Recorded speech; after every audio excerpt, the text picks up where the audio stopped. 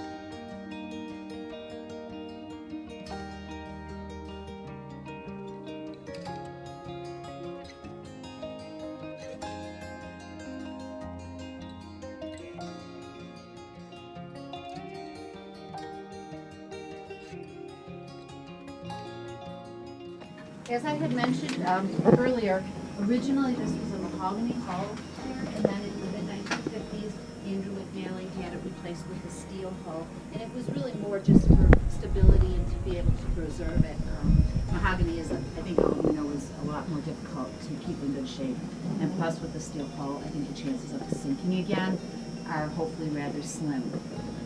When she sunk, this part of the boat was the part that received the most extensive damage from being underwater.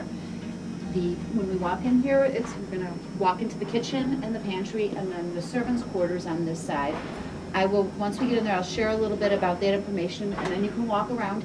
Any room that does not have a rope in front of it, you are welcome to go walk in, check things out. We just ask that you don't touch things and sit in the furniture and those kinds of things, because most of the furniture is either, some of it is from the Boldt era, most of it is from the McNally era, but it is very, very old. Okay? Come on through.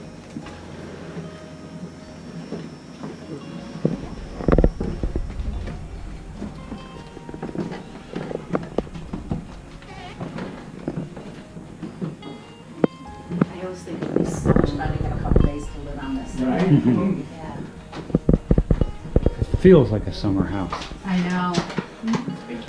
And when the windows are open, you get the best river breezes throughout. Okay, everybody come on, squeeze on down. I'll move in here just so everybody can kind of squeeze in a little bit. Okay, as I mentioned, this end of the boat was the end that received the most extensive damage from when it sunk. Also, this end of the boat was really for the servants. Guests were generally not allowed back here, and that's why it's really furnished very Spartan, and you will see as you work your way through, it's not as elaborate as the rest of the houseboat. So the servants here usually would have a cook and a maid or a butler. The cook would take care of cooking for the family and also for the guests that came over for lunch and dinner. And then as you walk around to this side, you will see there's a servant's bathroom, 2 servants' bedroom, and a servant's dining room at the end. Original from the McNally family. Those are all there from when they owned the boat. This kitchen was redesigned in 1950, which I'm sure many of you realize that was kind of the 1950 motif.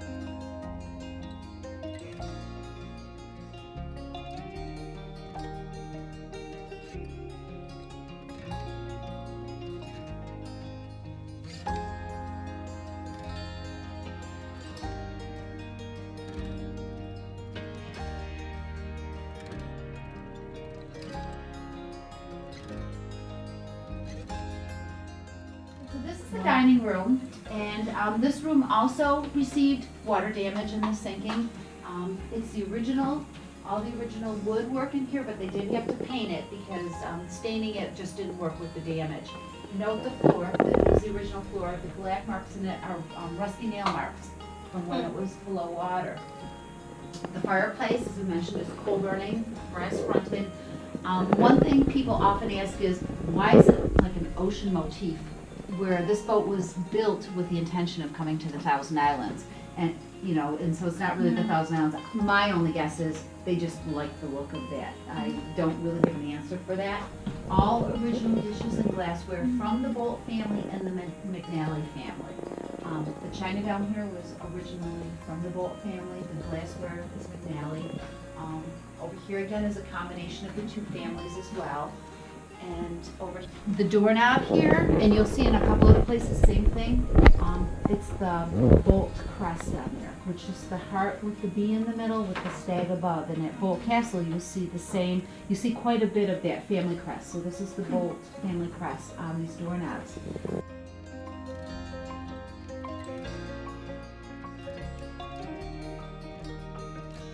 The four bedrooms far back have a Jack and Jill concept between them. All of the linens, bath towels, bed linens, everything are from the McNally family. You are allowed to go in each of the bedrooms and note, you know, all the details. You will see a bunch of children's books in there, and you'll note that they're all from the Rand McNally company. You won't find it. Even here, you're seeing this road atlas, Rand McNally. You're going to find a lot of Rand McNally stuff on here, particularly the children's books. So feel free to go back, take your time, go in all the rooms.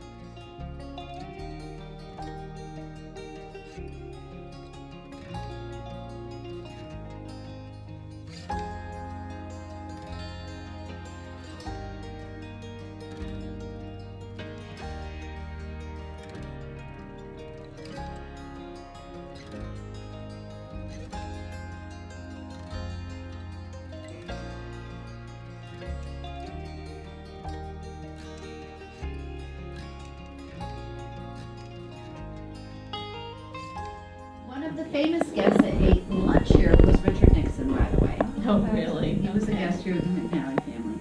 And when we head upstairs, you will see in the master bedroom a presidential pillow that he gave the family as a thank you.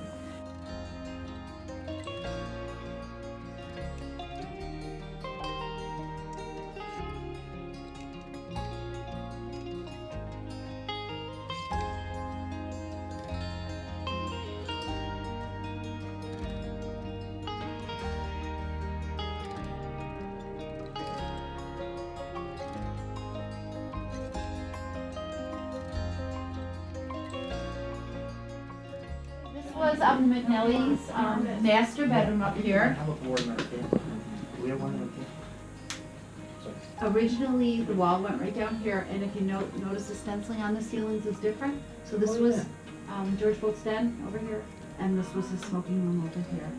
These blue shades, which you also saw down on the first floor, are from the Pullman company, the Pullman cars, train cars. And here's the presidential pillow right here that Richard Nixon gave to the family. The steam heat, all the original work for the steam heat. These furnishings, all of this needlepoint was Mrs. McNally's. All the furnishings are from the McNally family. The flooring up here is all the exact same flooring. It's all original. Right here, if you guys want to open these doors, these were the closets that the McNally family added. Mrs. McNally's shoe closet, and this is Mrs. McNally's bedroom closet.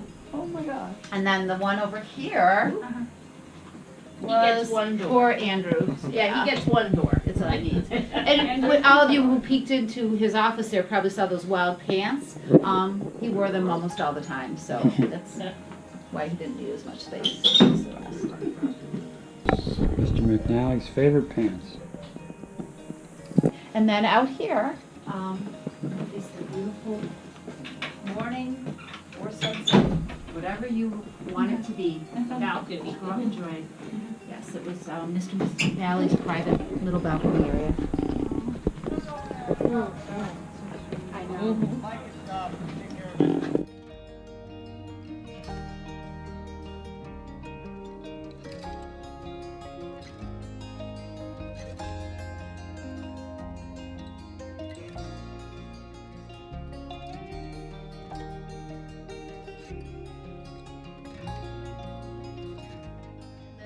Wicker furniture as well. We still have some of the original furniture from the Boldt era.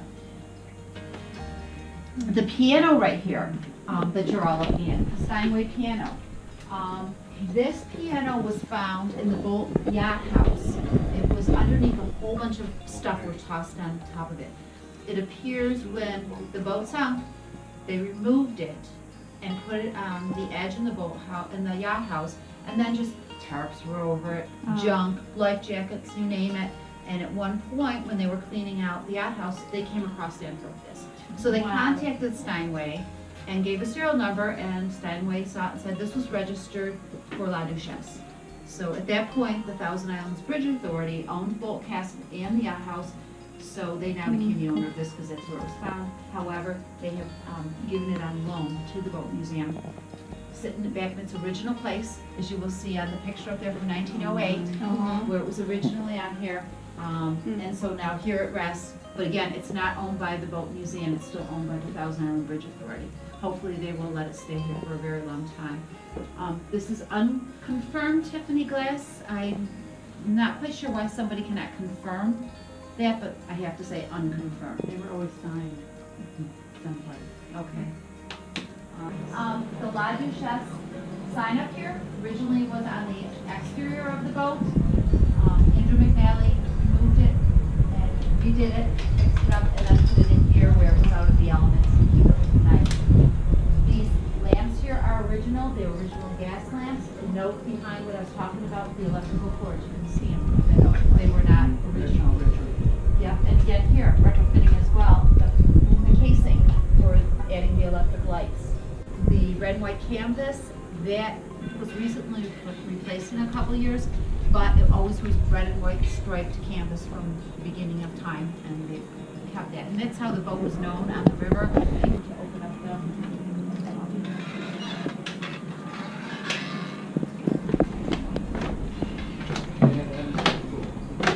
the little bit here? Yeah, I know, isn't it?